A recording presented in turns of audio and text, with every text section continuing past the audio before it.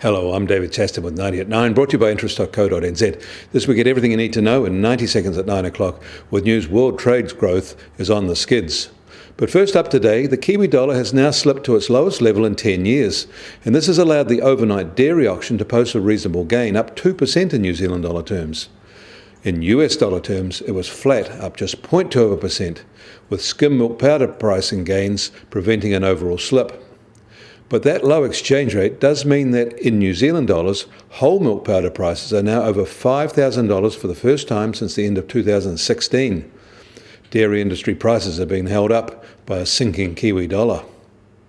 In the US, there's been an unwelcome surprise from the influential ISM factory PMI, which was expected by analysts to rise out of contraction, but instead slipped back further into a 10-year low. They reported a decrease in business confidence, with global trade concerns the main reason for new orders that are falling. And low US car sales aren't helping either. This report actually caused a fright in equity markets, and the S&P 500 is down 1.2% in mid-afternoon trade. North of the border, Canadian GDP also came in weaker, up 1.3% in July, which was a slip from 1.5% in June. Following 4 months of growth, the Canadian economy now seems to have stalled. And the World Trade Organization isn't optimistic either. Escalating trade tensions and a slowing global economy have led WTO economists to sharply downgrade their forecast for world trade in 2019 and 2020.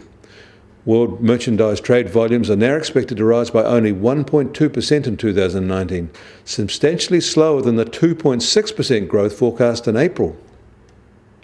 In Japan, their latest PMI doesn't make for happy reading in September either. Their manufacturing sector is under pressure as firms cut production amid sustained weaknesses in demand. A sharper drop in output was accompanied by quicker declines in new orders and purchasing activity, while inventories were also reduced.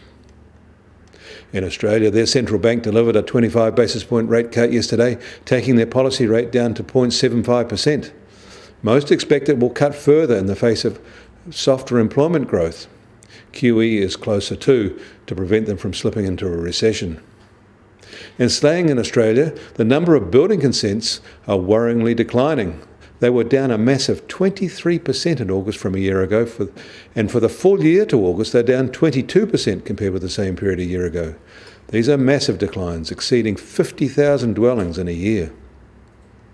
US Treasury 10-year yield is down 4 basis points on the ISM report to 1.64%. Gold has recovered $13 after yesterday's sharp fall, or about half of that, now up to $1,482 an ounce. US oil prices are lower again today, down more than $1.50, now just under $53.50 a barrel. The Brent benchmark is just over $58.50 a barrel. Sharply lower demand is behind today's drop.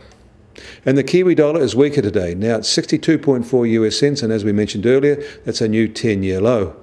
On the cross rates, we're back up to 93.1 Aussie cents after the Aussie fell on the RBA rate cut, and against the euro, we're at 57.1 euro cents. That puts the trade-weighted index back down to just on 68.1. I'm David Chaston. That was 90 at 9, brought to you by interest.co.nz.